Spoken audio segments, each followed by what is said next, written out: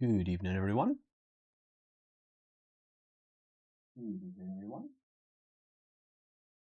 All right, okay. Well, howdy, folks.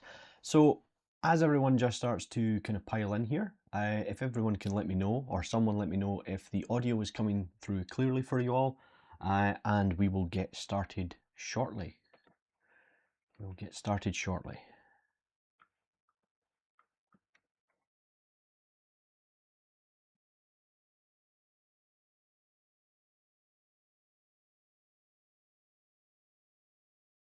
Okay. Let's check those levels. They seem to be a little bit down. Bear with me.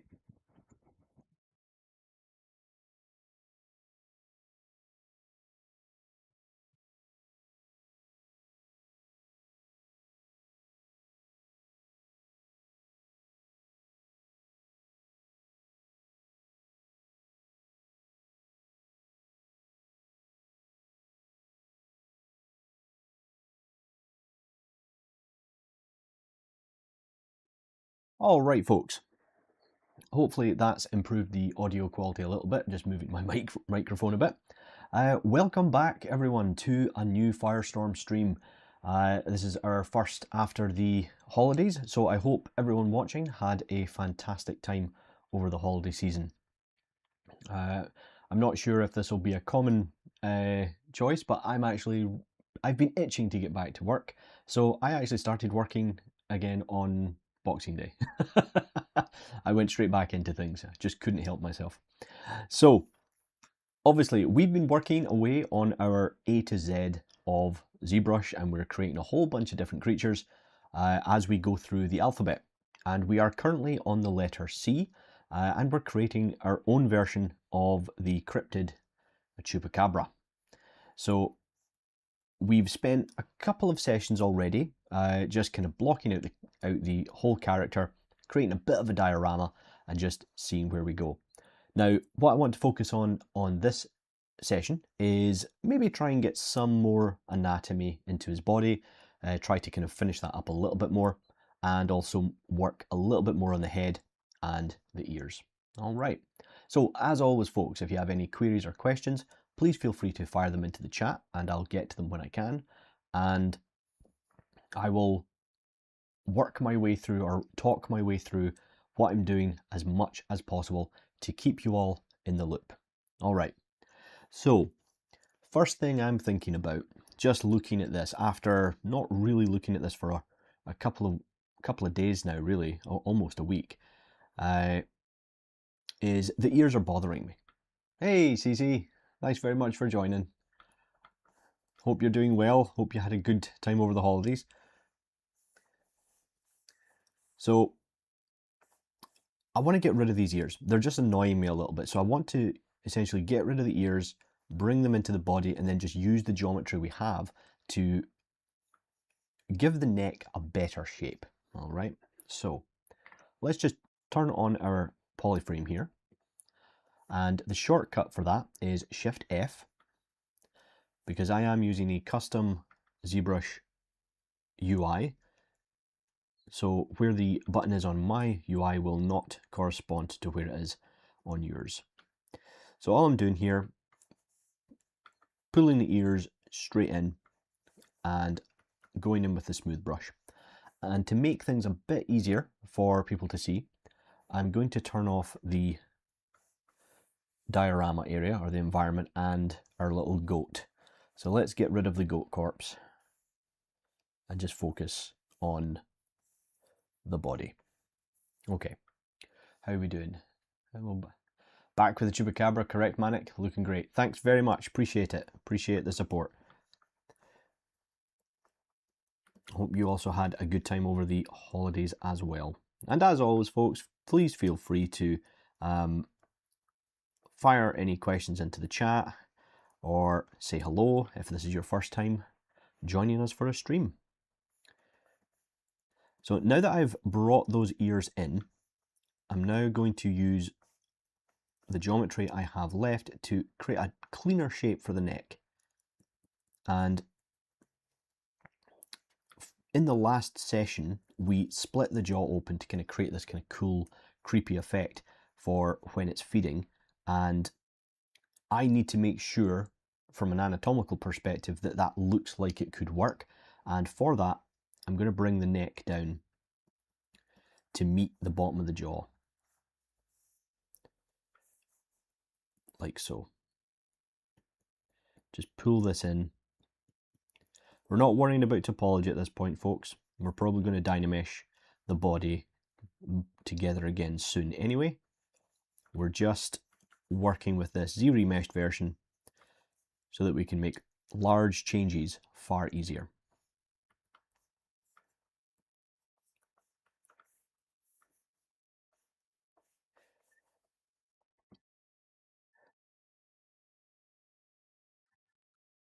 Also, as a bit of a warm-up before we started, I created some polygroups for the arms, legs and body. I will show you how to do that in a second when I split the body up into different sections. But it's important to split up your character or your creature or your object into polygroups, as it will make things easier if you need to hide them, for example. So you can see I can hide the arms here so that I can more easily get into the area around the neck.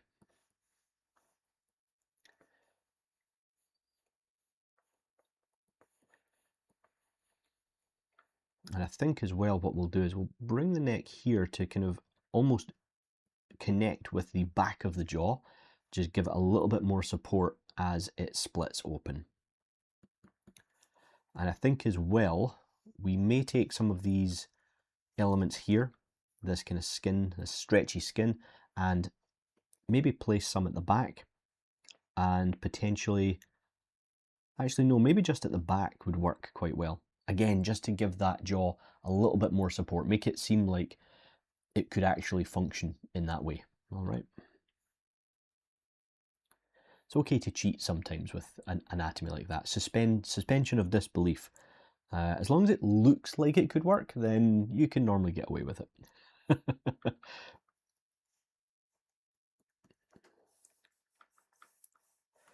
But it is good to be back sculpting on the Chupacabra. I missed Charlie, or Chuck, or Cheeto, however you want to call him. I don't mind. All right, so I now need to split up the torso just to make life a bit easier for sculpting. Now, because we Z-remeshed this and we Z-remeshed it in pose, we're not necessarily going to have clean edge loops. Now, we could Z-remesh it again, but I don't want to really do that. I don't feel like I need to, but I do want to split up the upper and lower sections into a new polygroup. So to begin with, I've isolated out the torso on its own.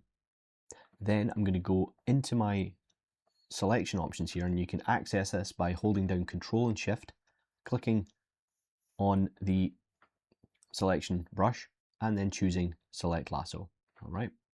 And the reason that we do this is that it's far easier to select an edge loop with the Select Lasso than it is the Select Rectangle. So now, if I hold down Control and Shift and I simply click on an edge, if I have a clean edge loop, ZBrush will select it. Now what you can see here is that we have a spiral, and nobody likes spirals. Okay, these are bad. You don't want these in your mesh. Okay, so when we've Z-remeshed this, ZBrush has created a spiral rather than giving us any clean edge loops. So that does present a bit of a problem. It means that our polygroup is going to be really untidy because I'm going to have to do this a slightly different way. So all I'm going to do instead then is isolate out the body as before, and then I'm just going to hold down Control and Shift and draw a lasso around the area that I want to keep. And I'll end up with something that looks like this. I can clean up this area here by holding down Control and Shift and then pressing the Alt key to create a negative selection. So that'll remove it rather than isolate it. All right.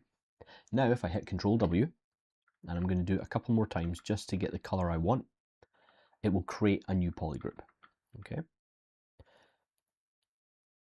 So that's going to work all right for what we want. And I think as well what I might do is I might do the same with the hands, because eventually I'm going to want to cut the hands off, but probably keep the forearm. So we're going to hold down Control and Shift again, click along the wrist here, and I'm going to do that on both sides. Let's see, where did I one back from the thumb? So that would be this one. And I'll be left with 4 parts of my mesh. And if I hit auto groups, ZBrush will assign an individual polygroup to each of those. Hey, we got a follower. Thank you very much. I cannot read the name. There we go. Mangocha. Mangocha. Thank you very much for the follow. Really appreciate it. And thank you very much for the subscription as well, Mangocha. Appreciate that. All right. Now that we have these polygroups, first thing I want to do is bring everything back so that we can clean it up a bit. So let's isolate just the arms. And again, you can switch over to the rectangle selection brush if this makes things easier.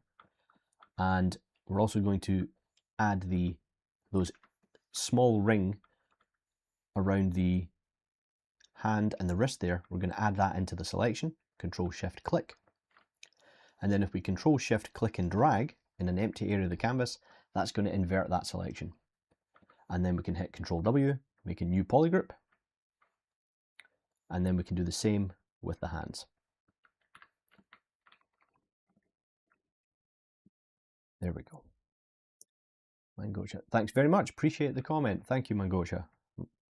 Glad you're liking the look of our Chupacabra.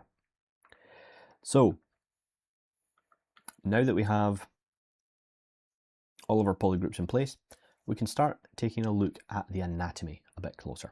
So, I'm going to save my file.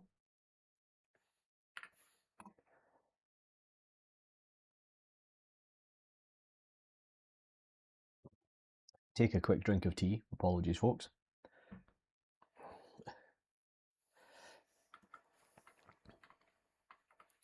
And then get stuck in. So you can see that with the forms that we've created here, we don't have a lot. The feet aren't very well formed, neither are the hands. But again, I'm okay with that because chances are we're going to go ahead and create the feet and the hands separately and then blend them into the rest of the mesh. So what I want to do instead is focus on the anatomy of the body. Okay. Now, I'm going to see if... No, it's not going to let me use posable symmetry, but that's okay. I'm quite happy just sculpting this freehand, which will take a little bit longer, but let's get the pressure sensitivity back.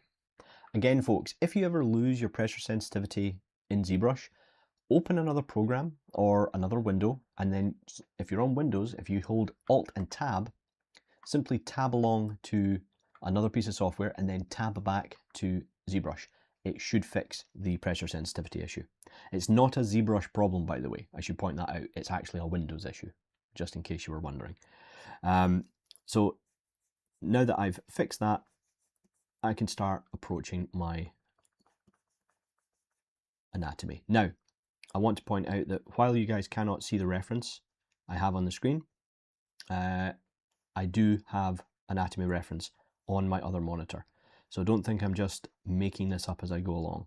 I am using anatomy reference. So just going to block out the shape of the pec here.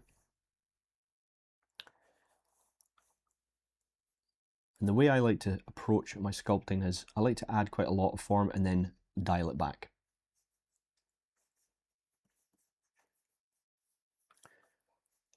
And we're going to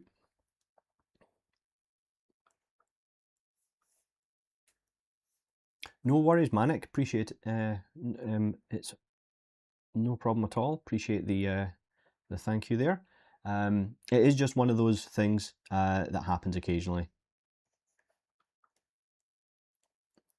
The sensitivity will sometimes just disappear from your tablet, and I'm not sure if it's a Windows problem or if it's a Wacom driver issue. Could be a mix of both. but it's not a ZBrush problem. It's not ZBrush that's technically not losing its pressure sensitivity. It is a Windows issue. So what I'm going to do here is I'm going to knock back the form.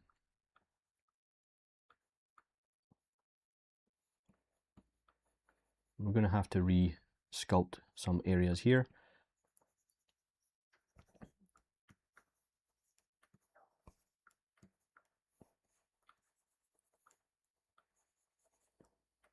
I know it's going to be quite difficult to see what I'm doing here, so I will try and hide the other parts of the mesh as best I can. But I don't want to hide my legs, okay? Because I'm working down at this lower part of the anatomy, I want to make sure that I try and keep the legs in place, so that because they're all connected, all this anatomy has to kind of work together, okay? So let's just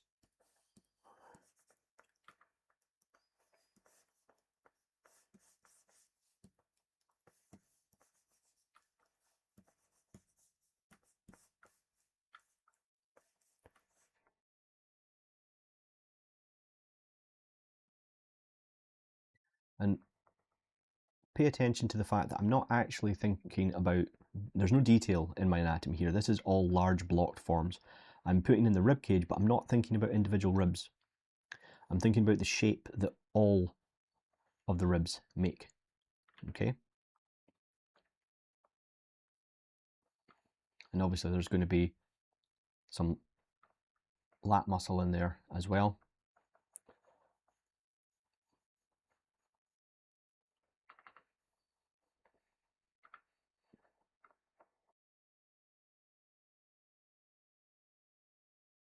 And his arms are in different positions.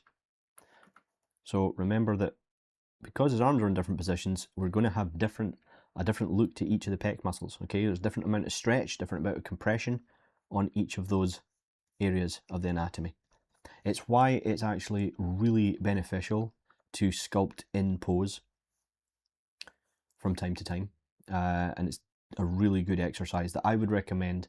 I would recommend everyone try. Okay. Hey Patricia, thanks very much. Thank you. Yeah, not a huge change. I've got a better microphone, some better lighting, and hopefully keep things consistent from now on. Of course, it helps that we have this awesome new overlay as well. I hope everyone noticed the really cool new overlay update that we have.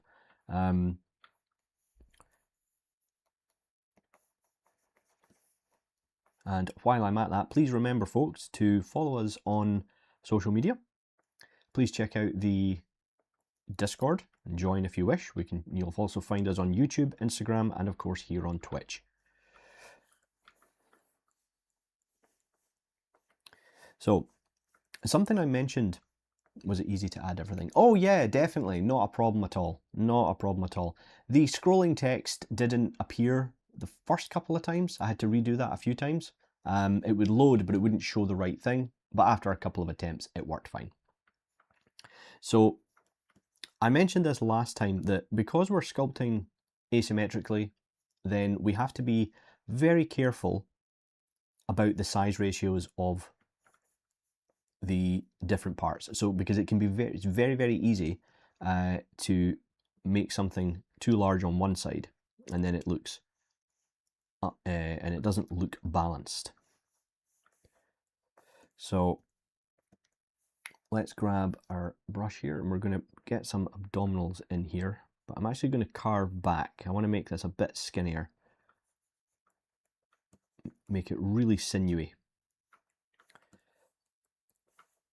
If I can get the right polygroups to show. There we go.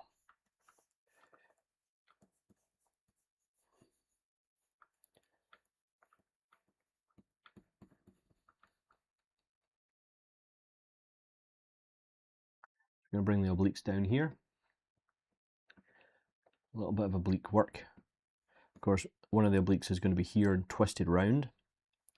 And I like doing sculpts like this because it is challenging. It can be a really great challenge for anatomy when you've got a character that's contorted in a really strange way. Won't distract you anymore. Not at all, not at all. Distract away, Patricia. Distract away. I hope you had a good time over the holidays, by the way, Patricia. Hope all is well. And that the family's doing well as well, too. Okay. Right. Now, I know it can be really hard as well to see sometimes because I am working at such a low resolution. But I'm incapable of going any higher until I really need to. What's this? It was good indeed. What about you? Yes, it was a very quiet Christmas in my household. Well, not my household. I visited my sisters. The family all went to my sisters this year. So that was good. It was a very, very relaxing day, which that's what you need this time of year. Okay.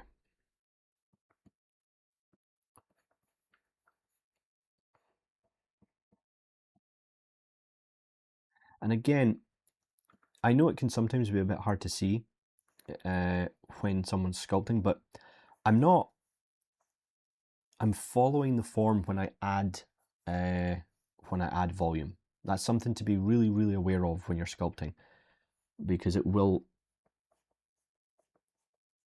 help mitigate lumpiness in a model and also any kind of flatness to the form. Okay, it's a really good way to kind of add a fleshy feel and add kind of some weight to the flesh of a creature or a character. You've got to follow that form.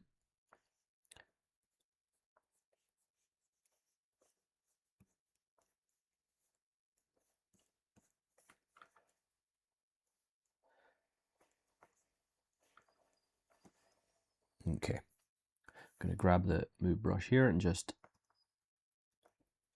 do a little bit of work with the sternum, because again, I'm looking at it from all these different angles and I'm trying to make sure that everything looks correct. We're going to have to start getting a bit of the neck musculature in here.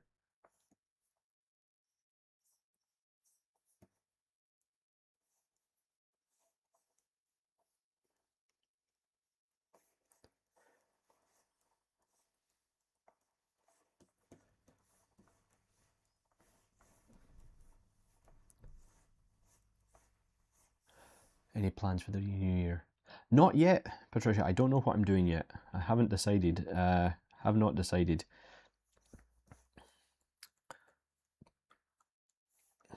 I have a tendency to kind of just take each day as it comes. I don't really plan that far ahead.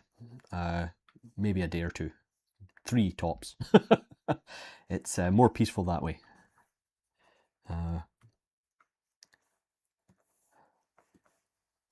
I mean, sometimes it can bite you. It can bite you in the backside because, missing my sister's wedding. That was because I was only planning 3 days ahead, so I forgot about it.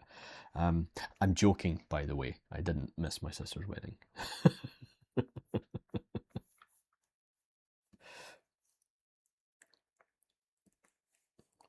But no, I don't actually know what I'm doing yet. What about yourself, Patricia? How are we doing, folks? Okay, we've got about 30 folk in this evening. Hello, everyone. So we're going to do another little intro in a minute. I'm just going to kind of remind everybody what we're working on around about the half-hour mark.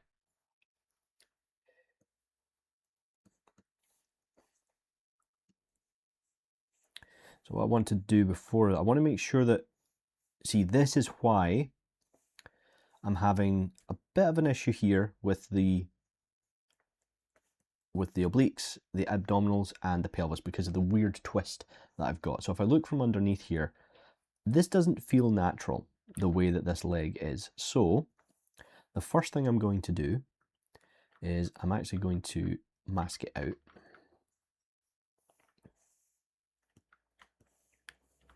Soften that mask. And then I'm just going to start reshaping the model a little bit. See if I can fix it by reshaping the leg. But if I'm being honest, I think we're going to have to do a little bit of a rotation here. So I can do that from this angle. I'm going to go into the brush menu. I'm going to grab the Anchor Classic brush. Actually, sorry, just the Anchors brush. And in here, I'm going to select Rotate. I'm going to click a point here and a point here. And then just once I've got these 2 points in position, I'm going to click the top one and I'm going to rotate it.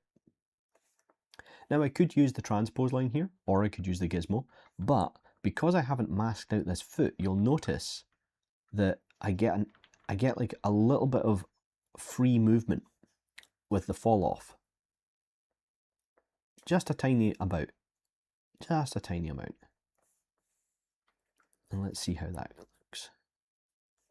Yeah, you can see that this foot is not actually functioning. It's not in the right position. Let's just check this with the ground.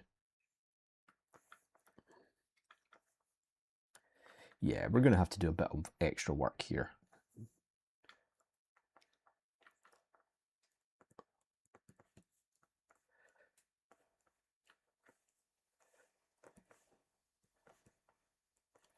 I still want it to have quite a lot of kind of a dynamic movement, so I'm actually cheating a little bit here.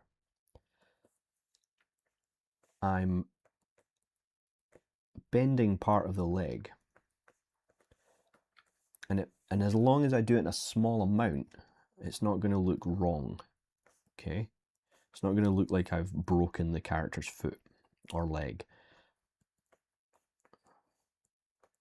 So my thinking for this creature is it goes around in sand, and in our case it's in the snow. So my thinking is it's got quite wide feet.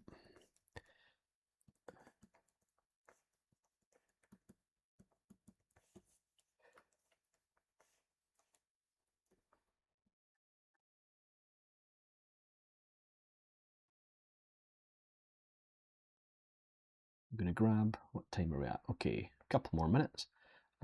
Where is my AccuCurve? Curve? There it is. I'm going to use the AccuCurve Curve because it just gives me a sharper fall off for my movement on the move brush. So you can see how ridiculously awful that leg is looking at the moment, but we will fix it. Don't you worry. I'm going to add a bit. Just going to inflate this a little bit.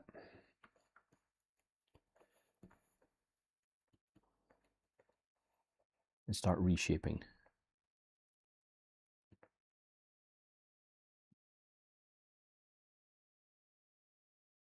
See, again, this is the problem. This leg's quite thin. This one is not. I'm not sure yet which one I prefer. I normally don't celebrate it. Wait a bit to see the fireworks and then go to bed. That sounds fine to me. That sounds like a pretty good way to spend it, if you ask me. Nothing wrong with that. Nothing wrong with that at all. People are too hyped for it. 12:05 is the max. I stay up and then I'm fast asleep. Webbing between fingers like duck feet. That's not a bad idea, Manic. That's actually quite a cool idea. I like that. Oh, wait a minute. What's happened here? Oh, wait. Yeah, it's part of the... I'm getting drawn more and more towards the thinner leg. I'm not going to lie. But let's get some anatomy on the go here. Let's actually start blocking some things out.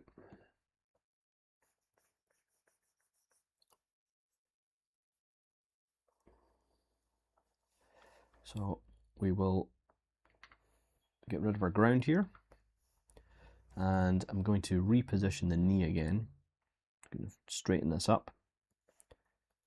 There we go.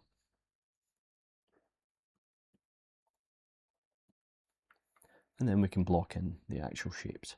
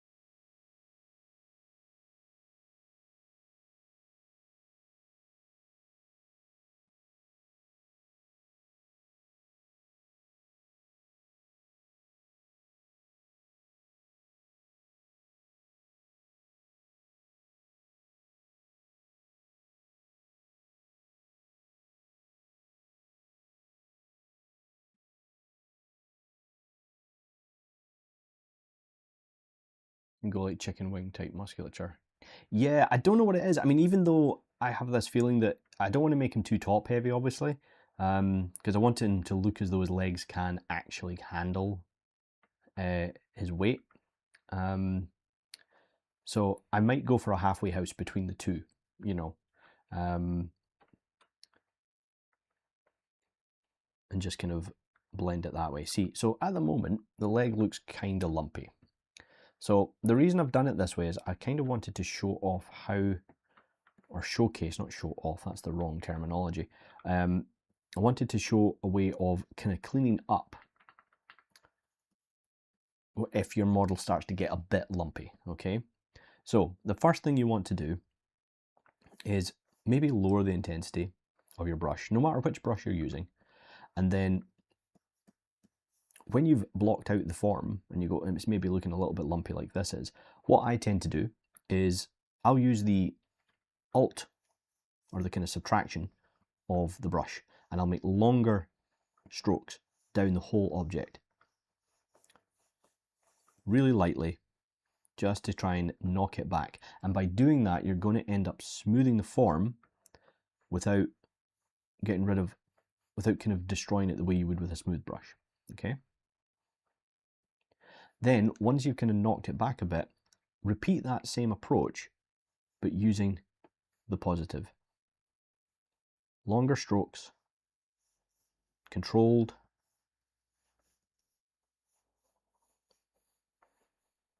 and then a light amount of smoothing to bring it all together, and then work back over the same shape.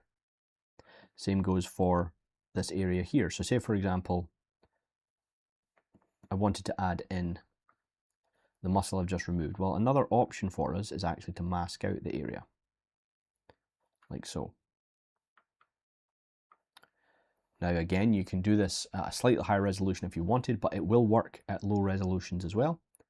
So we mask out that area, the side of the knee that we want to add in, and we can spend a little bit of time refining the exact shape that we want this muscle to take.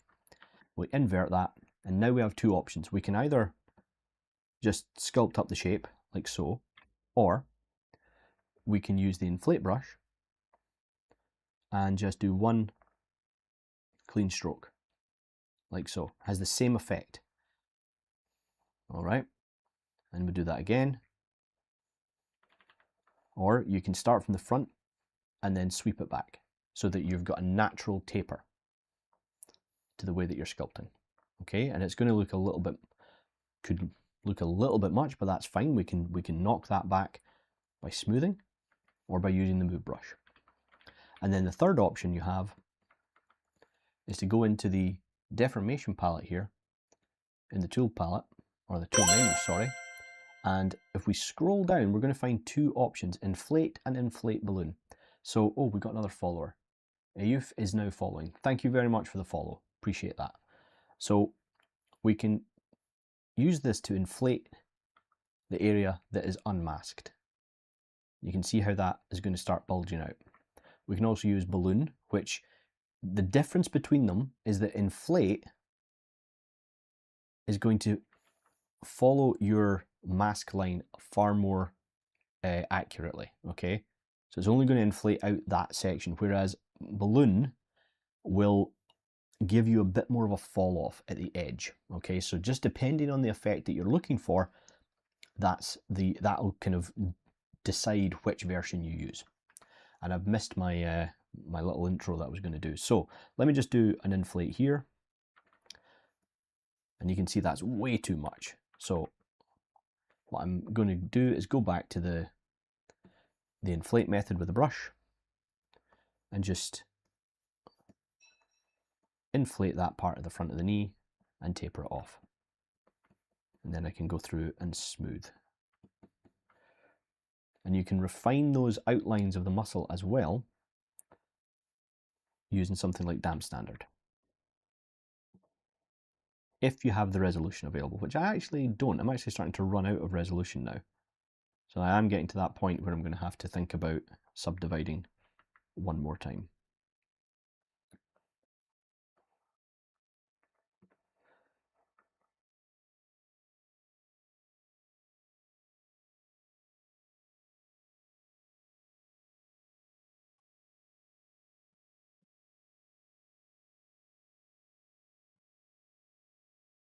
All right. Bring everything back. And I'm just going to do a little bit of adjustment to the leg now. Turn off AccuCurve.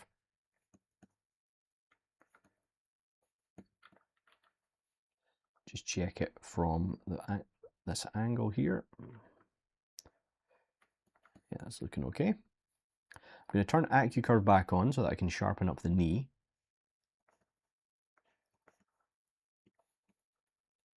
And yeah, we can add a little bit more form onto the front of the shin there.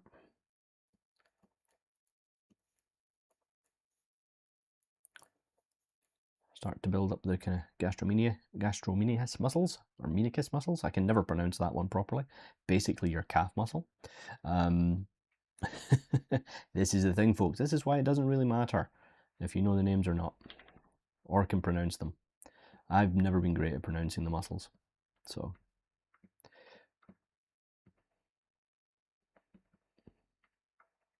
But that's getting somewhere now. It's starting to look like a leg. All right, folks. So, welcome back to the latest Firestorm stream. I hope everyone had a really good time over the holiday period. I know we're technically still in it for some people, but the kind of main day for this time of year is over. So I hope everyone had a good time. We are continuing with our Chupacabra model from our series on the A to Z of Zbrush. Just working our way through, building up the anatomy. And I knew that this was going to be a slightly longer letter to do, but I'm okay with that. I'm all right with that.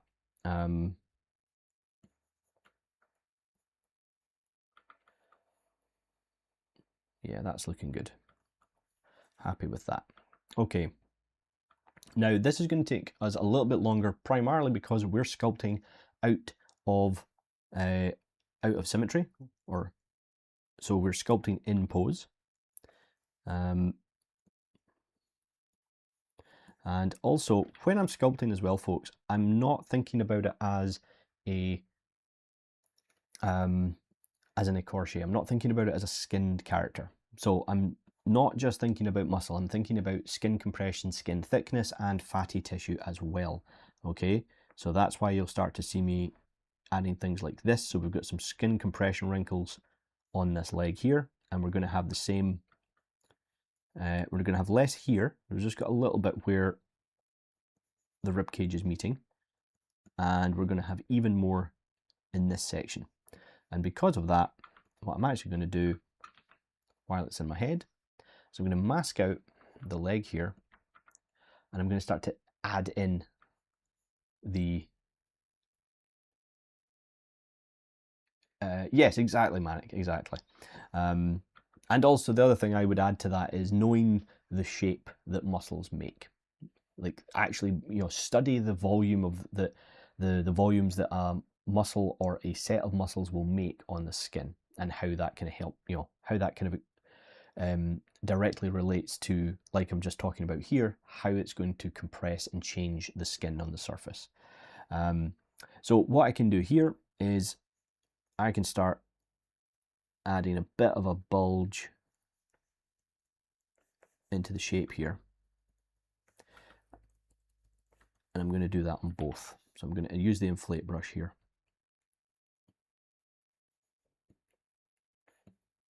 Bring those together and then just soften them back.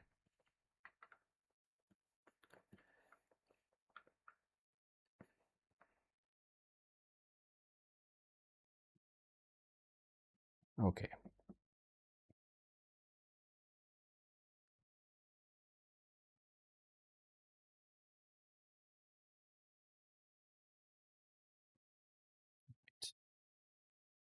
Now that we've got that in place, I'm going to knock back the abdominal area again and start to bring that in. So I want it to kind of be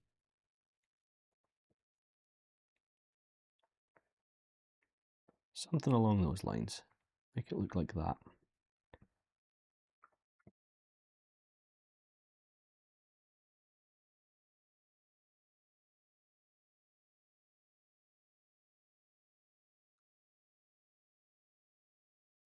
Bring it round onto the tail.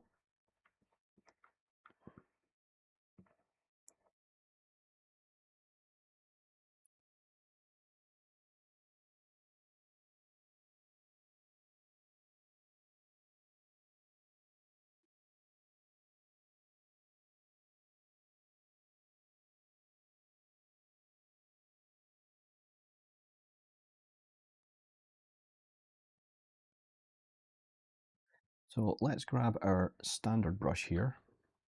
Let's see how much of the scapula we can get in with what we have. How much are we actually going to get scapula and the collarbone?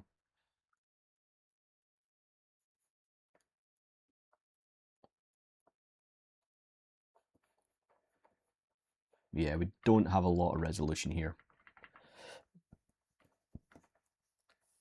But I will pop these in and I'll be a little bit more aggressive with the way they look. So we're going to bring them up off the surface of the character way more than they probably need to be at this point, but that's all right. We'll deal with that shortly.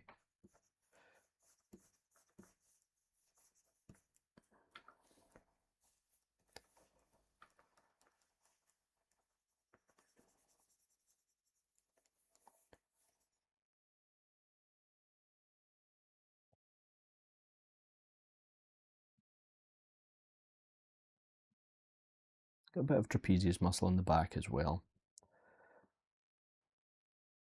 Let's get rid of these spines, they're getting in the way a little bit.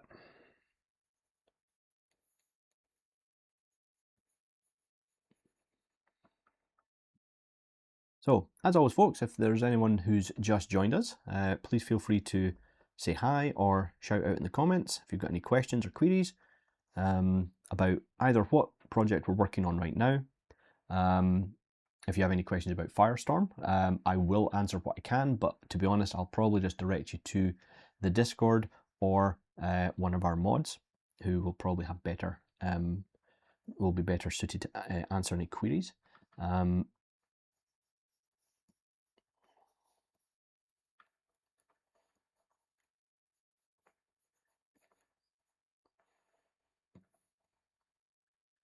Just going to, yeah, that's looking all right. That'll work. We can make that work.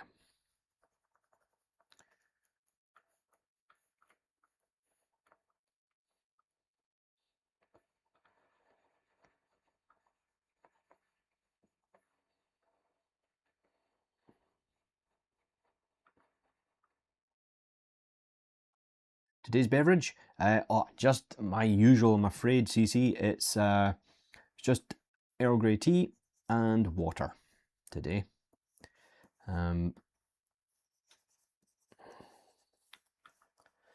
This holiday has definitely been a holiday of excess, I'll be honest. Lots of food, way too much bad food that I shouldn't have eaten, so it'll be time for the detox soon, I think. Just to... All right. So I do think what I'm going to do is I'm going to take this leg, I'm going to chop it off, flip it, and put it over here. And this is what I was saying at the beginning of this this series is, even though we are sculpting in pose, it doesn't mean we have to make our life as difficult as it would be if we were sculpting in real clay. Okay, we can still utilize the benefits of working on a computer, or working digitally, should I say.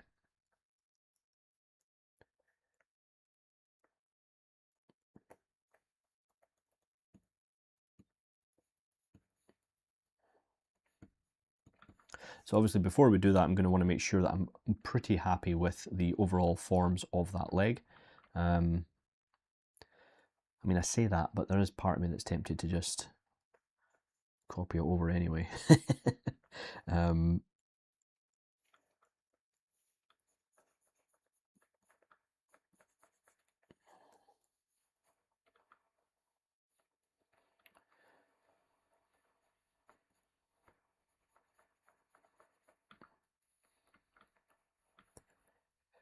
let's get something in with the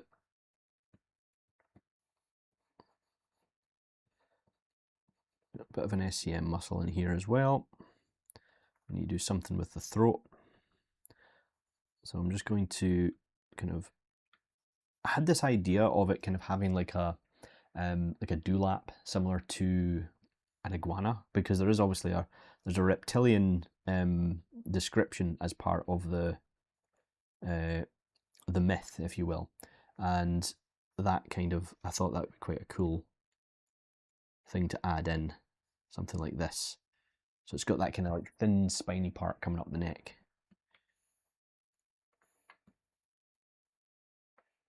Yeah, that actually looks really cool. I'm quite liking that. All right, need to do something with the top of the head, because it does at the moment look like the head is just being stuck on. So let's pull out. Cool, we've got AccuCurve on. What I'm going to do here is I'm actually going to mask off the top section and invert it. And let's see, do we need to use, oh no, we're okay, we can get away with this.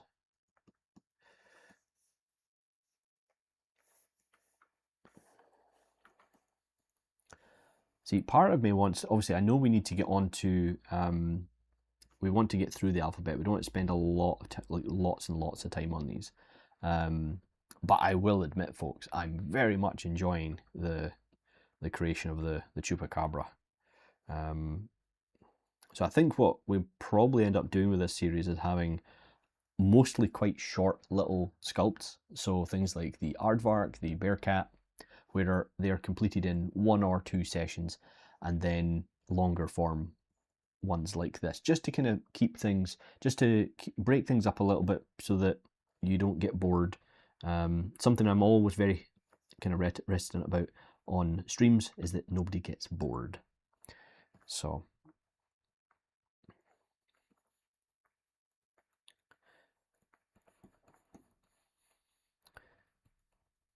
again, just to explain most of the way that, like, my thought process with the way I'm building up the anatomy, I'm literally using the move brush, and primarily the move and the clay build-up brush, or the PAB clean build-up brush, to create my forms, with a little bit of damn standard to kind of sketch out where things should go. I don't need to do much more than that at this point, and obviously a little bit of smooth as well.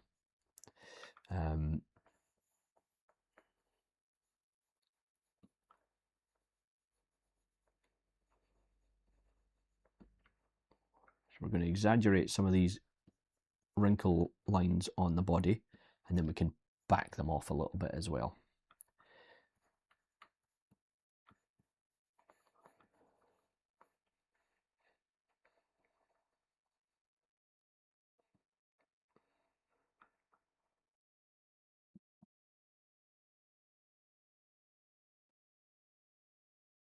Perfect. Okay.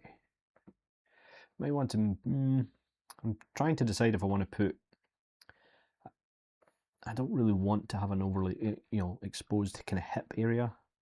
Maybe just a little bit.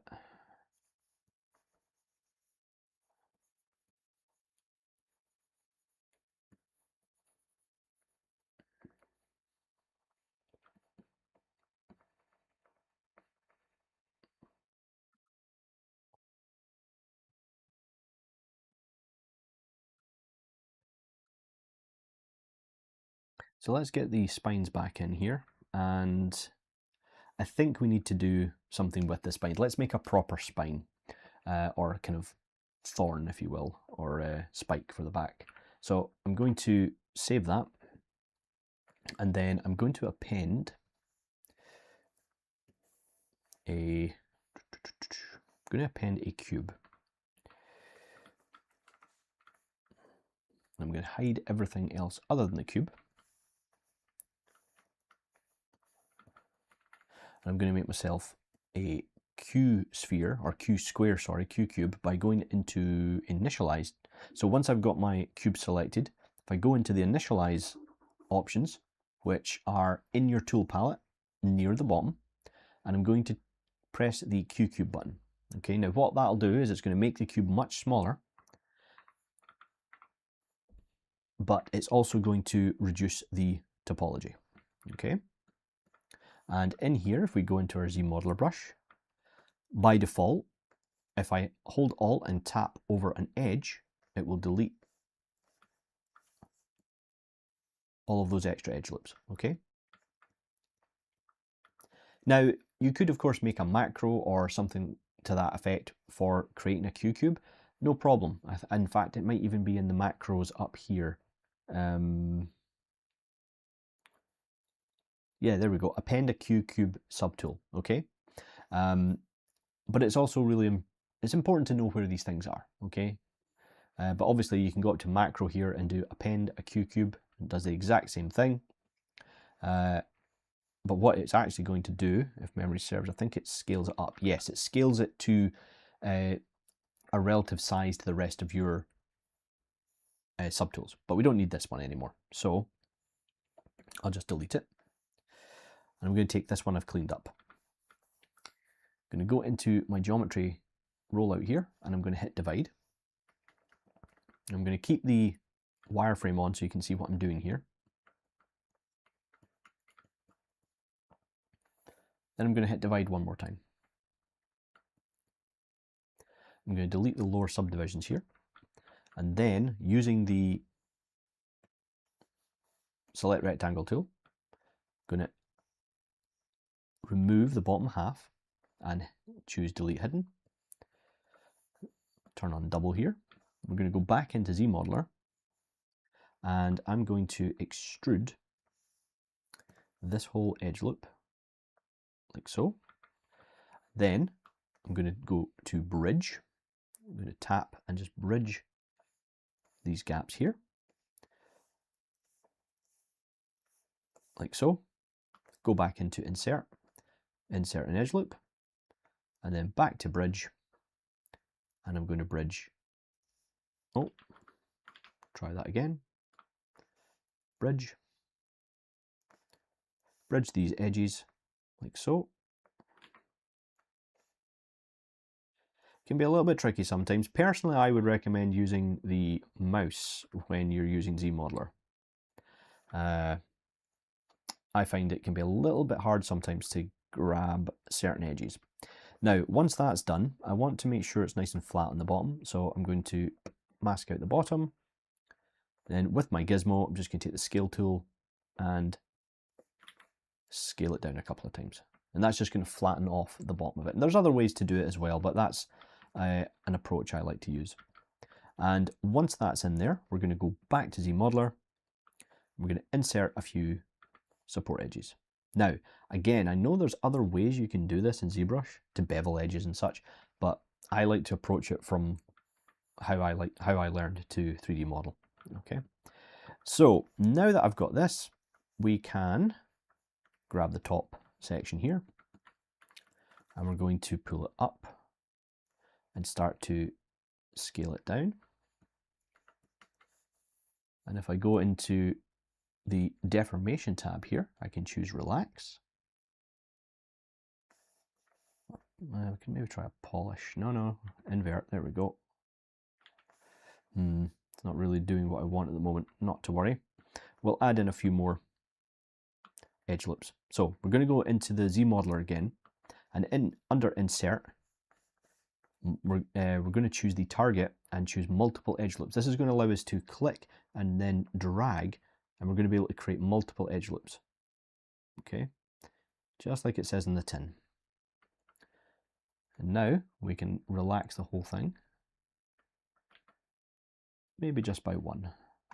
There we go. Just so that we create something that's looking a little bit more organic.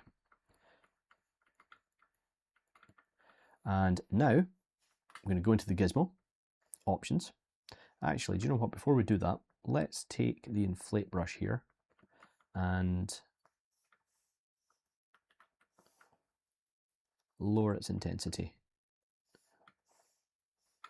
Don't like that. Okay, so instead we will go into the options here and we'll go choose taper. And now I can taper down the top of the object. And then what you want to do, if I can find the right cone here, yeah, change the exponent so that's going to allow us to pull that down further, like so. What's this? Ah, okay. And then once we're happy with that, we can choose accept, go back into the gizmo, and I'm going to make sure that I'm pointing in the right direction. So you can use that using the kind of gizmo up here in the top right, okay? And if we go back into the gizmo, choose bend curve, and I'm going to increase the, where's the resolution? There we go. Pop the resolution up a couple of times, grab the top one, and then I can start bending this into the shape I need. And again, I don't want it to be overly mechanical. I want it to have a bit of an organic feel to it. So there we go. Make sure that's perfect. Excellent. You can also twist and adjust the scale of each point along the axis. So you do have a lot of control when you're creating shapes with the gizmo and tools like the bend curve. So I'm actually going to grab this one at the bottom and just scale that down a bit.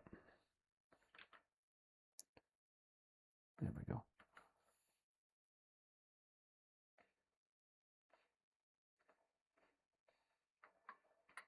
Perfect. All right. So go back into the gizmo, hit accept, and now we have a better spine than we did. I say a spine.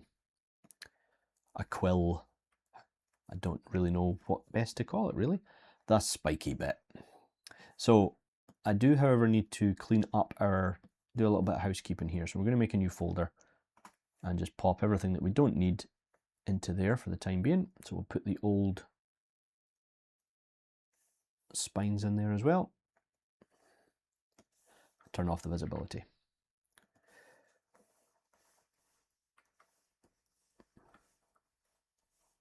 I'm going to start with, now, we do have two options here actually, folks, and let's just do it just to remind anyone who wasn't here at our previous session. So we're going to use the target mode, or the stager mode, sorry, in Zbrush, so that we can keep this spine here and we can make any symmetrical changes to it. Say, for example, we wanted to subdivide it, and then let's go into transform, symmetry, but radial. And what radial symmetry is going to allow me to do, if I get the axis right, you can see that now, if I sculpt with something like the damn standard, I can start to create one set of striations on the spine, and it's going to work up most of it. Obviously, excuse me, because we've curved this over, it's not really working as you would expect. So you could quite easily do this while it's straight and then bend it into position. But to be honest, I quite like the fact that it's not working all the way up. It will do most of it, but not all of it, okay? Because again, we're creating something organic. And the one way that you're going to make something look fake is to make everything look perfect and mechanical looking, okay?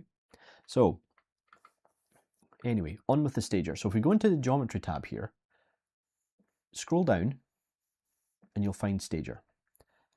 I'm going to press the home stage button, and now I can move the quill or the spike or the spine, rotate it and scale it into position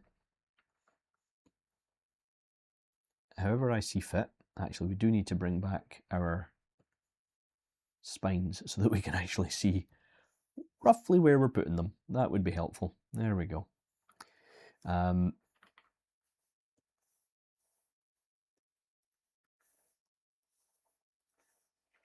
That's weird.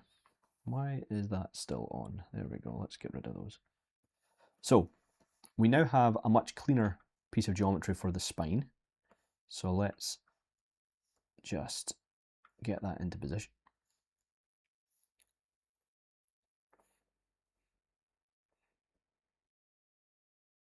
I'm going to scale it up a little bit. And there we go. So that's now in position, so we can go back into the stager and hit target stage.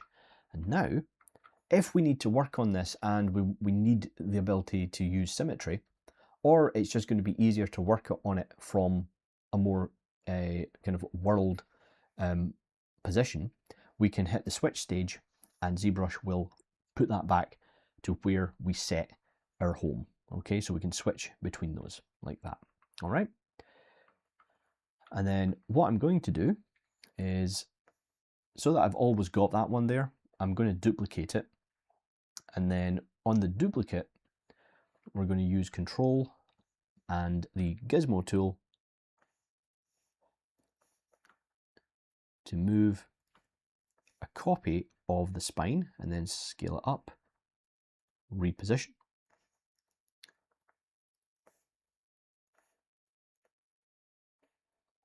There we go. Okay, I don't think I need these anymore. These can go away. Perfect.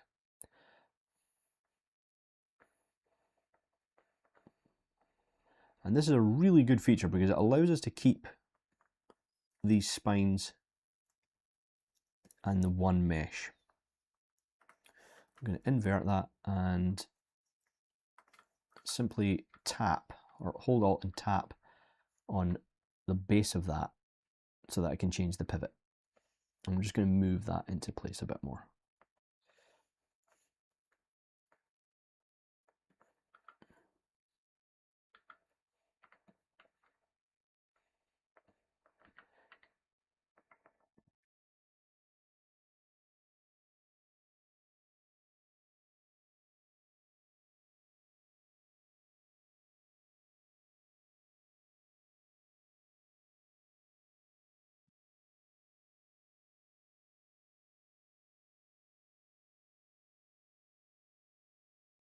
There's also nothing stopping you from simply just placing these completely randomly. You don't have to do it this way. You could just duplicate it, but I quite like this approach to it.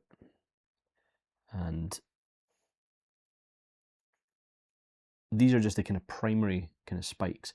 I have this vision in my head that we're going to have little small parts as well coming out of it. What's this? Do me a favor and save your file. Ah, yes. Okay, thank you. Thank you for the reminder, CC. Appreciate it.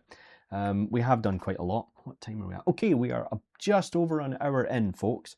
And I would say we've got through quite a lot. We've managed to kind of clean up our anatomy pretty well. And we've managed to get a little bit of extra detail on the spine. There we go. All right. Okay, so I think it's time to, it is definitely time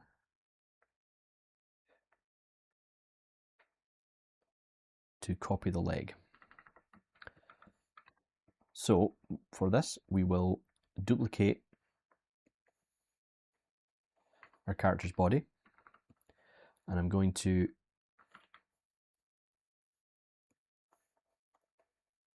delete the lower subdivisions, and we're just going to isolate out the leg on its own and then delete everything. So we'll just hit delete hidden, and I'm going to do a close holes like so. And what you'll notice is that when you choose, or when you pick the close holes option, it's going to fill it in with triangulated data, okay, or triangulated polygons. That's completely normal, and it's just the most efficient way for ZBrush to fill that in. You could use ZModeler to do it manually, but for our needs, this will be fine. And then once that's done, I will go to the mirror option, which you can find if you're looking for this one. Go to Z plugin, Subtool Master, and choose mirror. And it's going to give you a few options here. You can merge, you can make a mirror of this and merge it into one subtool, or you can append it as a new one. We need a new one. So I hope that's worked. There we go. So now we have perfectly symmetrical copy of the leg. So now we can get rid of that one. We don't need it. And bring everything back.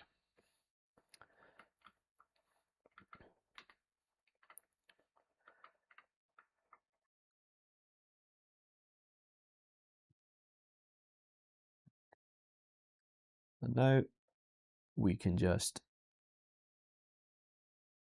reposition the leg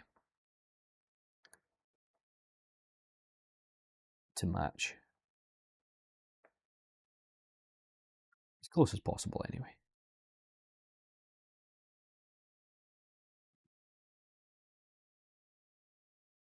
What I'm going to do is I'm going to use the polygroups here so that I can line up the leg properly with where it would have normally met on the other, with the old leg.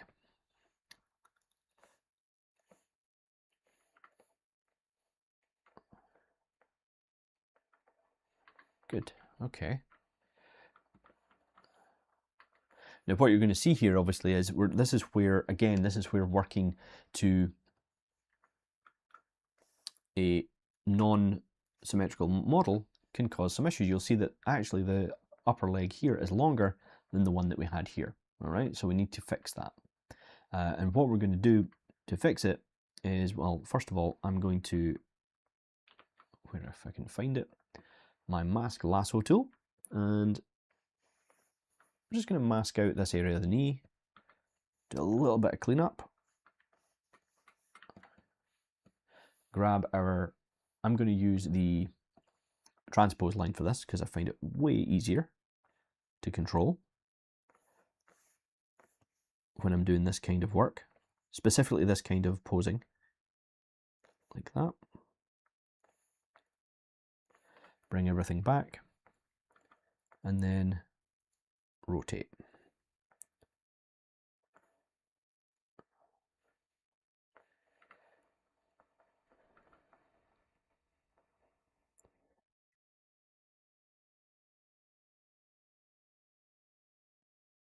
Go back to our main gizmo here.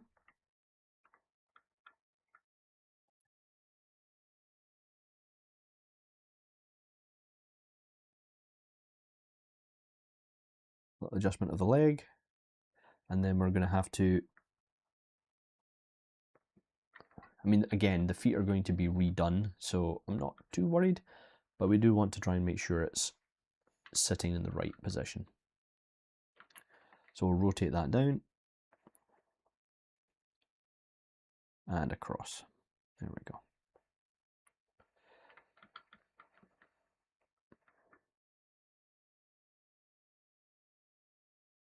What I'm going to do here is make sure that this works the way I want it to.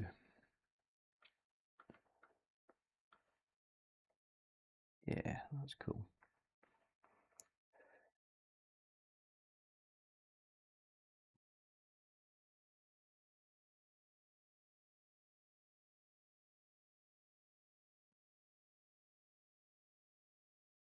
You know what I'm going to do here, actually? I've just decided something. Is I'm going to take the new leg and I'm going to scale it up.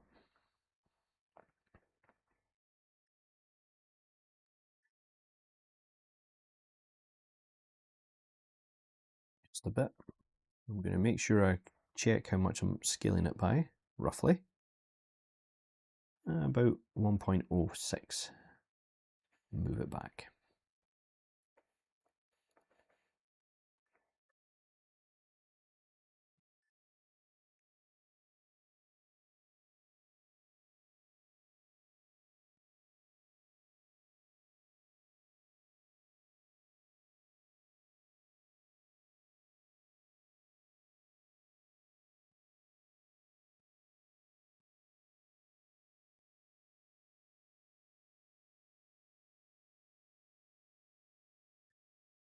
Again, what I'm doing here is I'm using the move tool with AccuCurve on to add a bit more dynamic kind of positioning to the foot, which we'll clean up a little bit later on. There we go. Clean these up. And then obviously we're going to have to resculpt that detail in there and add that compression in that we're missing. So grab the move brush, turn off AccuCurve, and just start bringing this together now. Because we are going to have more compression on this leg because of how high up it is. So let's just add that in just now. Is that giving me the right? That's okay. There we go.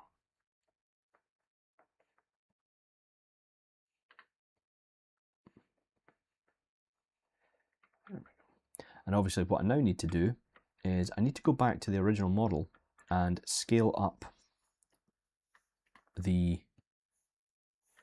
original leg by just that small amount again.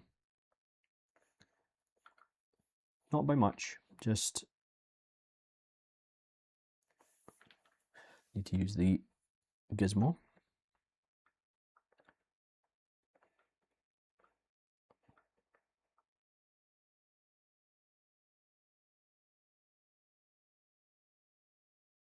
There we go. I think that balances things out just a little bit better.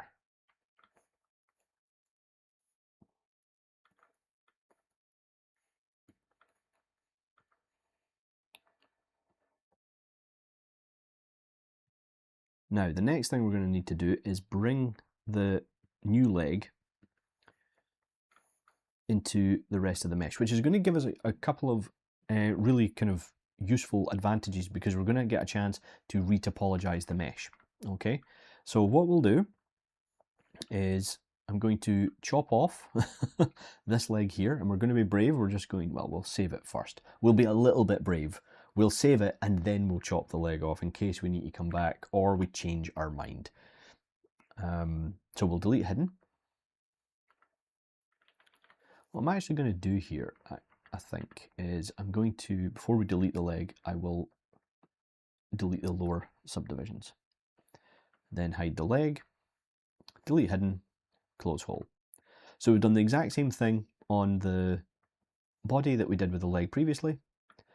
And we need to do a little bit of tweaking to marry the two up.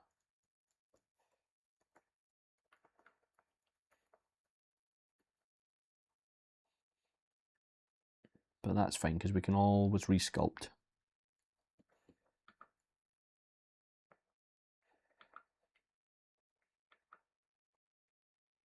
Let's just get rid of the... Yeah, that's fine. Okay. Just going to do a little bit of... Let's like hide everything here. Get rid of those. Get rid of that. And get rid of the tree. There we go.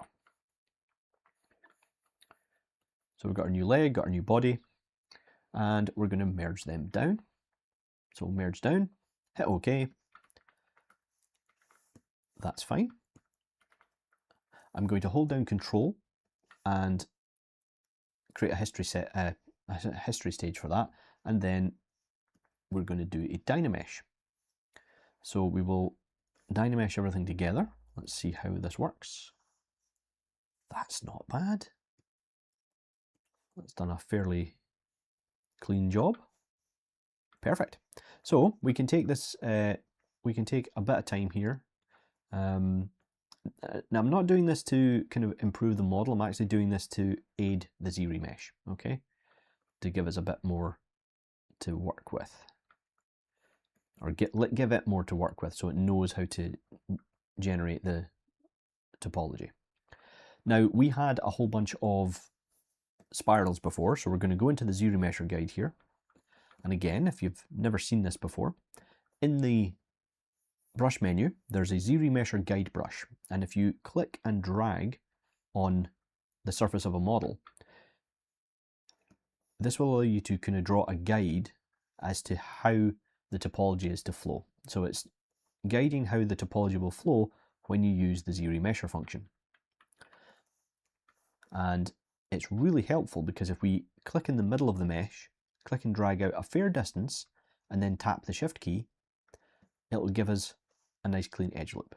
So ZBrush knows to do everything it can to ensure that at the base of these these surfaces that we create a clean edge loop, all right? And then once it's got a clean edge on the base, for example, here at the finger, it should follow suit and add that into the rest of the model. Okay, so I'm going to do that just now. Again, the hands are going to get redone, but I don't want there to be any mistakes, and then ZBrush maybe messes up the hand or somewhere further up the rest of the arm. So there we go, and I'm just going to do that for any main area that I want to ensure I keep a clean edge. So again, all I'm doing is I'm clicking and dragging roughly in the middle of the mesh, dragging out a fair distance, tapping shift to create that nice clean edge loop. Now, when it comes to, I mean, we will try it with the torso. It's not bad, but it can sometimes get a bit confused. So might have to do a couple of attempts. That's looking not bad. That looks okay. I don't know if we'll have much luck with the neck, but we'll try. That might do. Okay. And then if you're not wanting to create these edge loops, you can also try to guide some of the edges or some of the topo by kind of drawing down main forms. Okay. So for example, I'm going to draw an edge down here and up the leg. Just to let ZBrush know, I would be quite helpful if we make sure that our edges are flowing in that direction. Same with the spine. And this is just kind of the tip of the iceberg for some of the tools that you can employ to ensure that the Z-remesher function gives you something more usable. All right. And then I'm going to do that down the front. Okay, so there's my center line. I'm essentially telling ZBrush that's the center line of this creature. Okay, it goes through the sternum, across the middle of the rib cage, down the middle of the abdominals, and onto the base of the tail. All right, let's see what we get. So turn off Dynamesh, and we will go into Z-remesher. Going to leave everything at default. We're dealing with about 50,000 points. So you know what? I'm going to take back what I said. We're going to give it a target polygon count of 10. So that should be about 10,000, and then hit Z-remesher. Let's see what we get. Cancel. Okay. I'm immediately going to go into my selection tool, choose the select lasso, and now I'll do my usual test, is I'll go to a part of the object and I will start to randomly select edge loops. And ZBrush just crashed on us. There we go. Okay, so we will open up ZBrush again. Don't worry, the quick save hopefully will have caught it.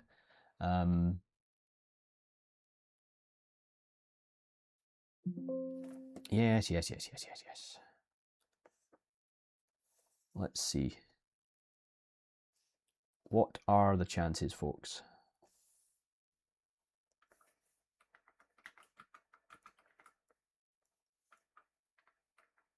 Okay. Looks like we're going to have to load up that last version that we did. So that's why we saved. We've not lost much, folks. So bear with me.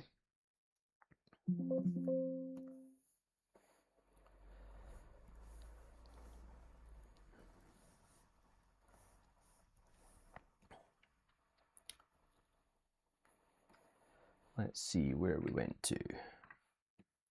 Okay, we have to redo the leg and stuff, but that's all right. I can do that fairly fast. So we're going to take the body here, same as we did before. Delete the lower subdivisions.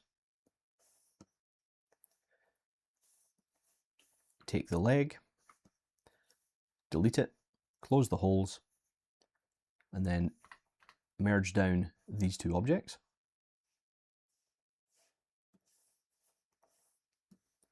There we go.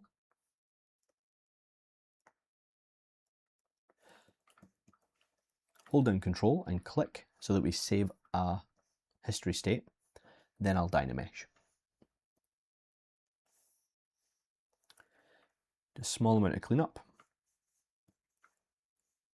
Just where we had some strange overlaps. I mean, all this will have to be resculpted anyway. And I'm just going to step back.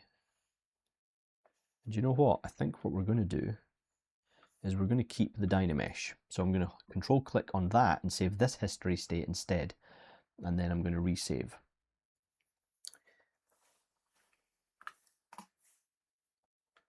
Because I actually quite like how the Dynamesh has smoothed out our anatomy. And it's actually done a really nice job of kind of cleaning up some of those rougher areas. There's still some lumpiness, but we can work with that. And now we'll do the same thing we did before. I'm going to go into my brush menu, Z-Remesher guide, but this time I'm going to be a little bit quicker about it.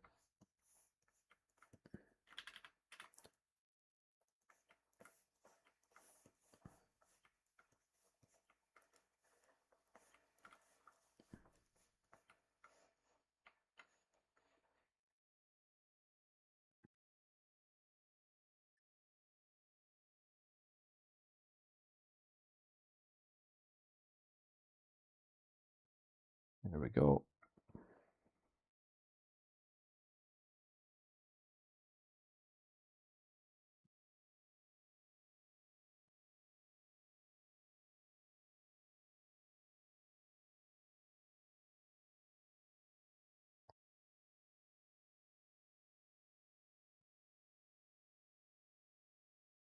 And you know what?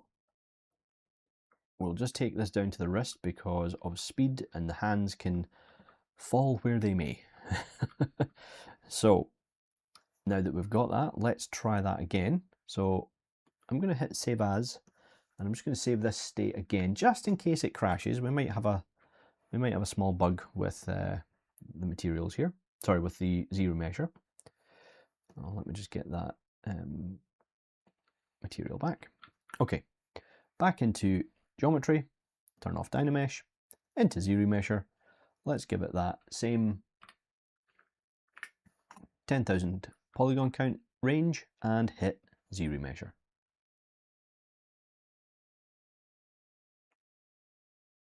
Okay, so we're back again. Let's see if...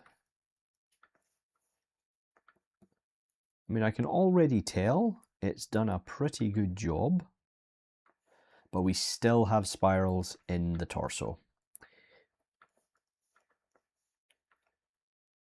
Let's see about the legs. Oh, we've got them in the legs as well. Okay. So ZBrush failed us in the legs. Not a problem. What we'll do, we've got our state saved, so we'll go back into the Z-Remesher guide here, and we'll just redo it in those areas. We'll just be a bit more deliberate with our guides.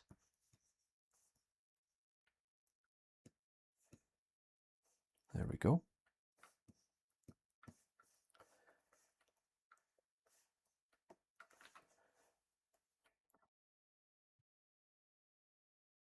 All right, folks, so we are approaching the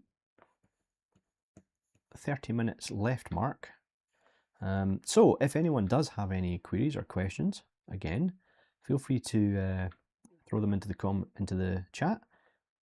But if you're just enjoying watching me work my way through this, then that's great as well. We really appreciate you coming along to these streams, everyone. It's really helpful for the team and for the studio. And please remember to check us out over on the various socials. You can get us on Instagram.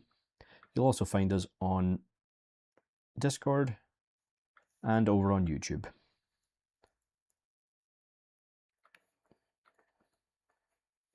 Okay, I'm going to try and Z-Remesh that again. So I'm just going to hit same instead of adaptive and see what it does. See if it's going to fix the lower sections for us. It's better. It's not giving us as many spirals, but there we go. It's fixed the ones on the leg, so that's good. But that torso, it really doesn't seem to like the shape of that torso or this leg. And this, folks, is one of the reasons why I'm very a bit of a stuck record, I suppose, and I'm quite strict about the use of ZRemesher. Now, I think it's a fantastic tool, but it's one of those tools that you should only use if you understand topology and you have a grasp of how to do your own retopology. I think it's fantastic for doing quick models, and if you're not concerned with topology, as in, you know, wherever you're sending the model, then you can use it, of course. But my recommendation to anyone that's doing any kind of 3D, even if you're not going to be animating your model or anything like that, learn those basics. Learn the basics of topology. Okay, it's a fundamental skill in CG art that you should know how to do. Okay, same with UVs. I know they're not necessarily the most exciting thing to do, but they will they kind of create that core principle of skills that you will need to use at some point. I would put money on that. All right. So once we've got our new ZRemesh, our new topology, we're going to do the usual trick: morph target, store that, subdivide up a couple of times, and then go back into that target, switch it, and then increase the subdivisions again, delete this morph target, and then store it again. Okay, and now we can go into the subtool palette, down to project, and we're going to do a project history. I'll turn off the blur, leave everything else at default, and there we go. So all that detail that we had before, we now have back, and it's a little bit cleaner and a little bit more high resolution because we worked with, because we converted it to Dynamesh before starting. All right, so we'll do another save, and let's bring everything back and see where we are, folks, because we, as I said, we've only got about half an hour left, so we might work on the head a little bit, because the anatomy, I'm pretty happy with it. This area could do with a, well, I say happy with it. I don't hate it. So what I'm going to do here is I'm just going to build up a little bit of refinement in this area. Knock that back. Bring that around again for the tail.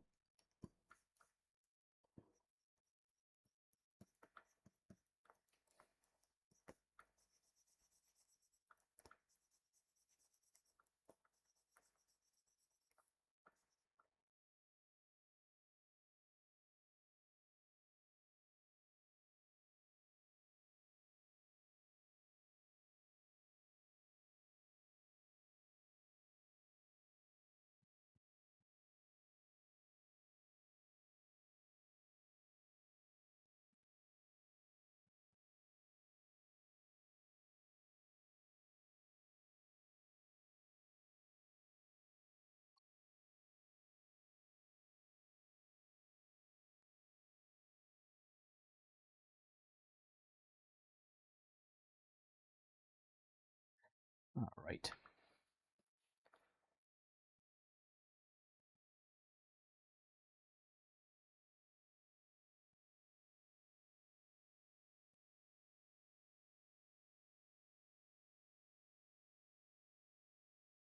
So the obliques here are a little bit over the top, but again, I'm all right with that for the time being. It looks, I kind of like it. Maybe a bit too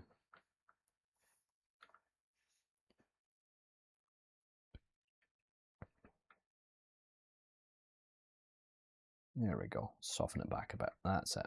And then we'll bring the abdominal shapes in, just widen that a little bit. Because I'm also thinking of this as where obviously the skin is going to wrinkle and compress because he's bent over.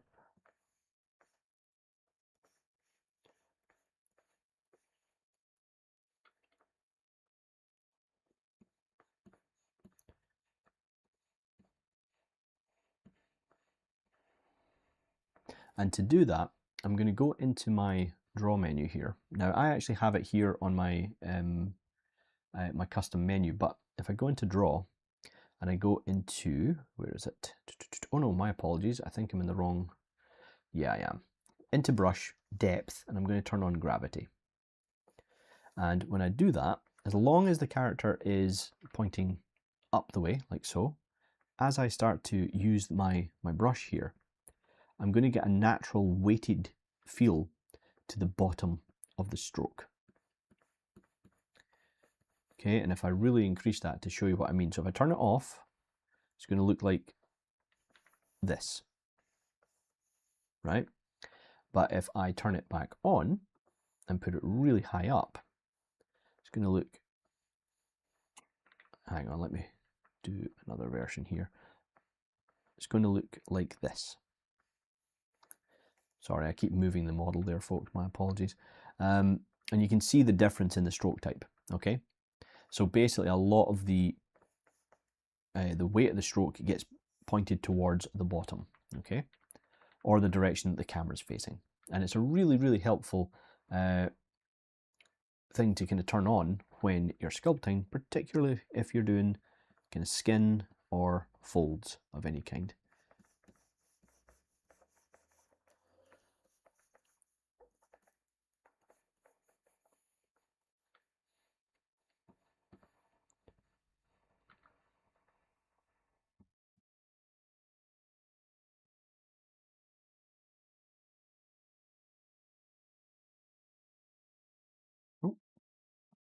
Oh, random menu decided to pop up there.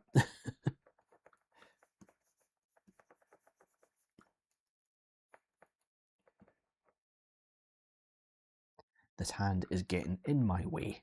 Cut off the hand. There we go.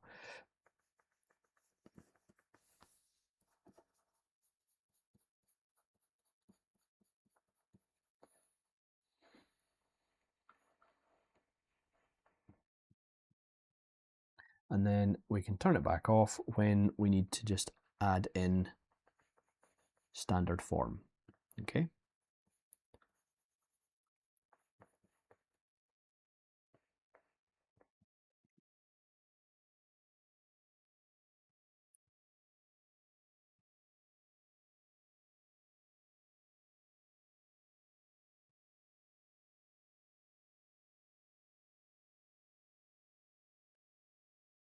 I think we need a little bit here as well, because he's compressed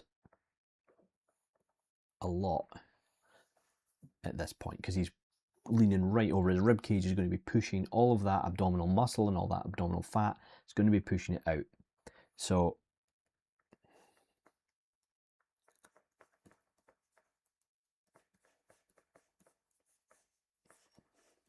there we go.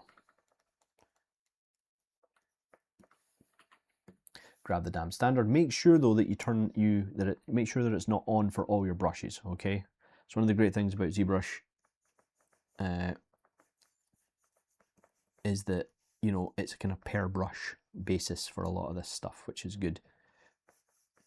So now what I'm doing is I'm just kind of sketching in roughly where I want probably more detail to be put in. A little bit more compression. There we go. Again, even though you're using a feature of the software to kind of add that weight to it, that doesn't mitigate how you sculpt. Again, think about the form, think about the shape the form is making as you sculpt it.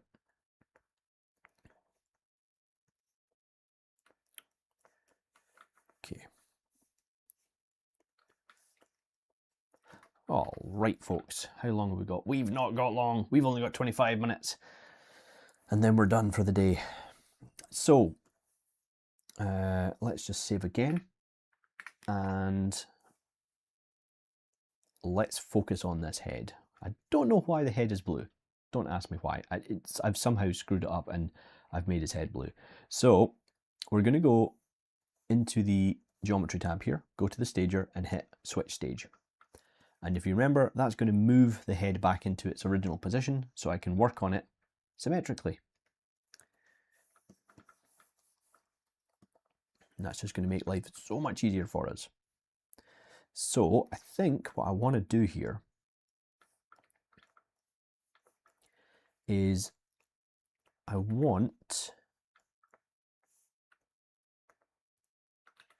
let me see, let's just do a little bit of housekeeping here first with the polygroups. No sense in making our lives difficult.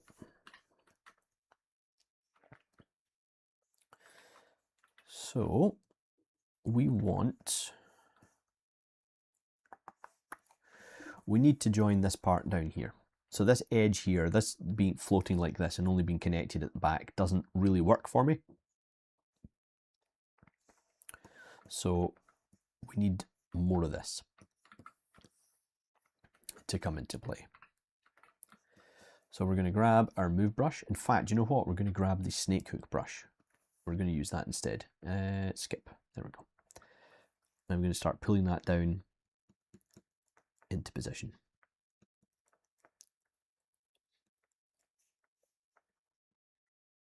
Oh, what's the point in using symmetry, folks, or moving it into symmetrical position if you're not going to use the symmetry, right? So I'm going to pull that down like so. That looks suitably gross.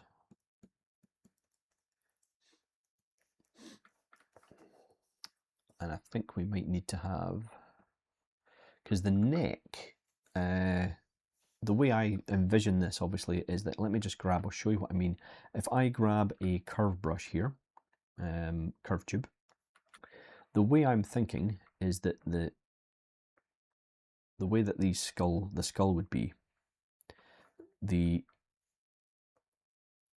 spine is probably going to come out like this, or something of that effect. Oh, oops.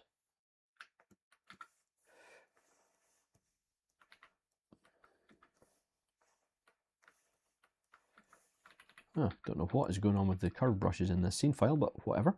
But yes, that's what I'm thinking. I'm thinking that it's going to be something like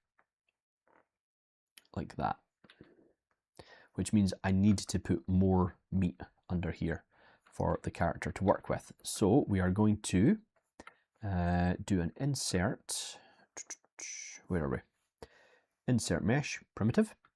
I'm going to grab the polysphere and I'm just going to make sure symmetry's on. Smack that in the middle. Hold down shift and it will center it for us. And then I can use the gizmo to adjust the shape to make my life a little bit easier to begin with. There we go. Okay, now, no, there we go, there's autosave, everyone's favorite. Now, with symmetry on, we can start to kind of design this a little bit more. And then I'm going to hold control, pull it further forward, and just rotate it. Flatten it down a bit. And then we're going to stretch it out in the middle. We're going to smooth that down. And maybe just subdivide it once. So I'm going to mask it. Here's another cool trick that you can do. If you have an object that is made up of multiple parts, multiple polygroups, or even multiple separate parts, such as our tongue and the eyes here, if we need more geometry or subdivisions in a particular area, ZBrush allows you to mask an area, invert it, and then subdivide it, and you'll see, let me actually show you there, subdivide it, it will subdivide only the place that isn't masked, and that can give you some nice localized detail in a particular area. All right, so that means that anything that we can mask, we can add a bit more subdivision to. So I will grab the bottom of the jaw here, mask out the top, invert everything, Control D. That's going to give me a lot more geometry to work with, which means I can start stretching this bit out. Just kind of what I want.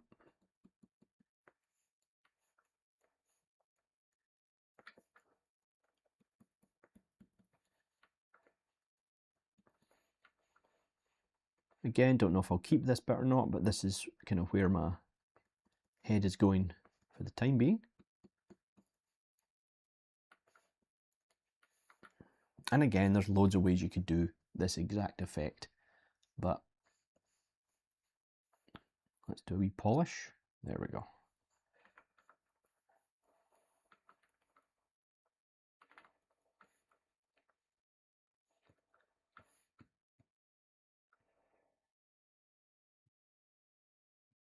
And what I will also want to do is I'm going to go back to my insert mesh brush here, and we're going to give ourselves a little bit of a jaw, or where the rest of the teeth are going to go. So let's really quickly shape that in as well. Going to be a little bit different, but it'll be really quick as well. But we need a bit of a gum section in here, a bit more geometry. Again, they're masked, so we can hit Control D to add that in. Add in the gum, and this is where obviously we're going to place some of the inner teeth. Make this guy look a little bit more ferocious, but at the same time, it's just going to add a bit of more realism to it being a creature that this, that's something like this could actually work anatomically. Okay. Let's subdivide it again.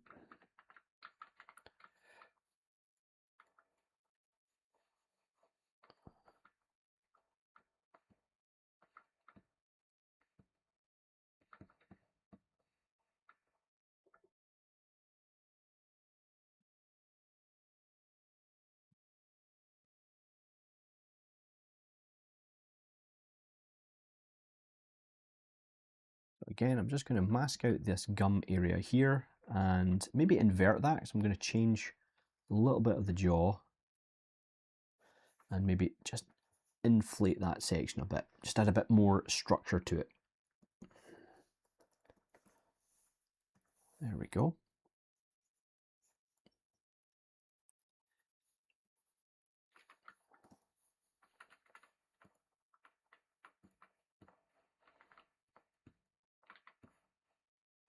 All right, now that that's done, we can do another save. And we're going to go back to the stager now and just hit switch stage. And all that work that we've done is now transferred over to this mesh. Okay, and in fact, do you know what? I've just seen something that I want to fix now. So what I'm going to do here is I want to take this section here and I want to drag that forward.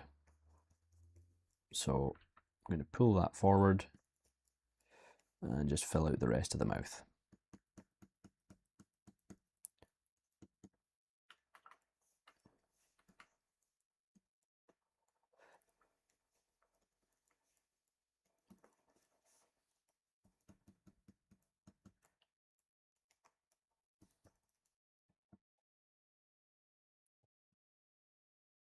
We'll subdivide it again, just to give us more geometry to play with.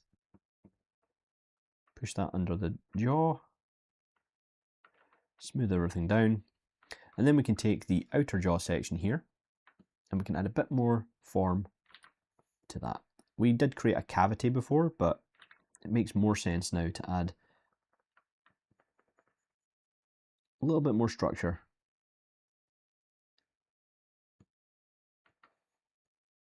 For that section.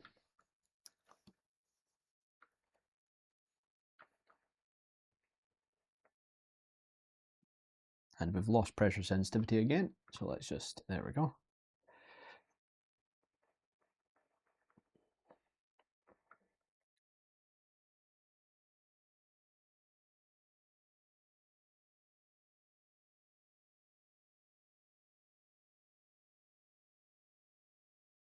Okay, resave, and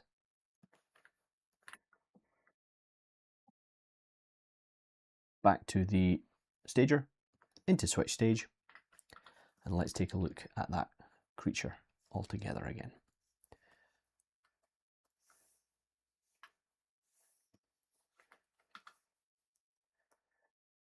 Yeah, this guy's looking really good. I'm really chuffed with how he's actually come together.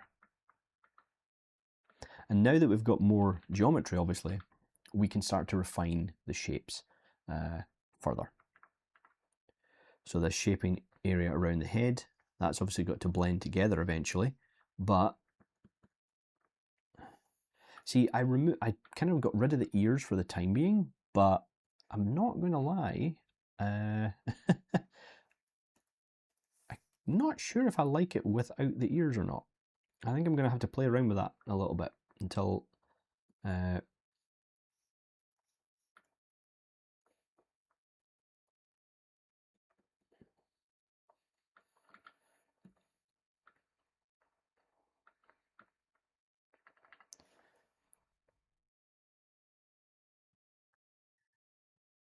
now I'm just going to do what I would normally do in this kind of at this stage, is just go through very, very softly, smooth out, or using my trim dynamic, start refining some of those forms.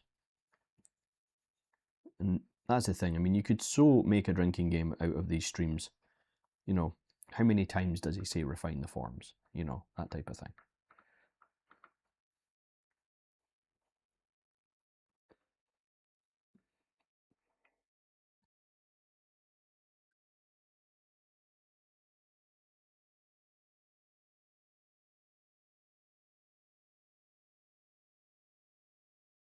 And a bit of striation in here.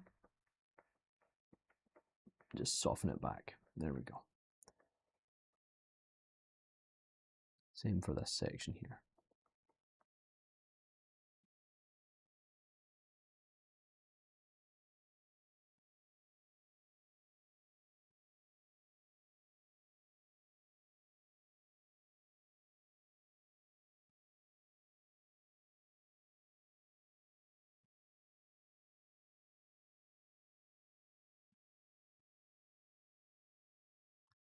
The base is getting in the way quite a lot. But I do like the idea of having a kind of diorama for this.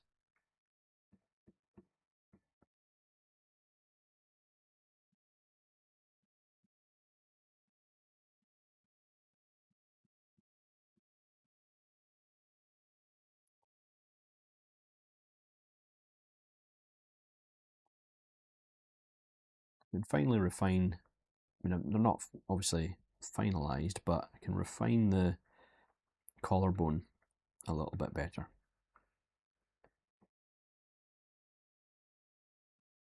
Soften it off a little bit now. There we go.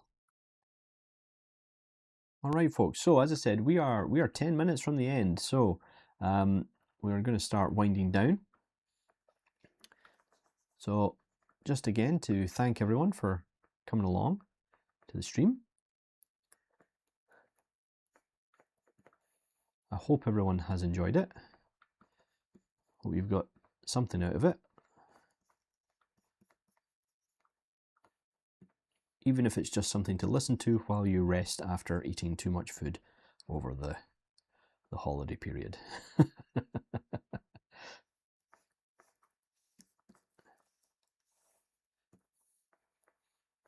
And to that I say just eat more. It's the holidays after all. So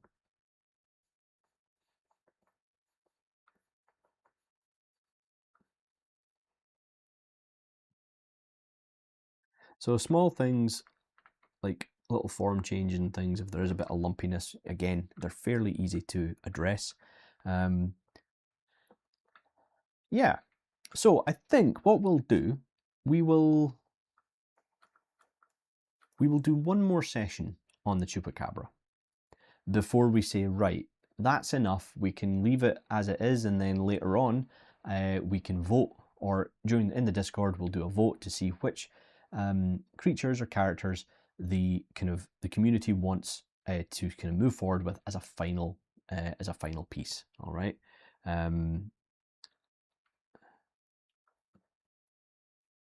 Because again, this series isn't about making final pieces. It's about being creative, working from very little research, if you will, or with basically just kind of going in with an idea and starting. We're not doing a lot of extra prep work other than just standard references and for anatomy and maybe the animal that we're doing. Okay. Or if we have a concept for a character, we will do that as well. I have managed to secure a concept for one of the letters, which is good. So I'm quite happy about that. Yeah, but that will be a little bit of ways off, I'm afraid. It's going to be a little bit way down the line. So yeah, let's do one more on the Chupacabra, and then we'll put it to bed. And then we will move on to the letter D. All right. So, I mean, I'm trying to think, folks. Obviously, I won't be streaming again until... No, I had Yapper on them earlier, but I wasn't sure what size to get. Yep, Yapper, Rambler, that's me, folks. All right, okay. We're going to finish up there. But as I said, folks, we will be back. I will be streaming again next Monday. So I look forward to seeing you all there. I think it's next Monday. Let me just double check. Yes, I am streaming on the 5th. I will be streaming on the 5th of January. So I hope everyone has a very pleasant start to the new year. Enjoy the rest of the time with your family if you can. And if you're not working. And yeah, please be sure to follow Firestorm Studios on all of our socials. You'll find all the links on this stream. And I look forward to seeing you again next week. All right, folks. Take care, and I'll see you soon.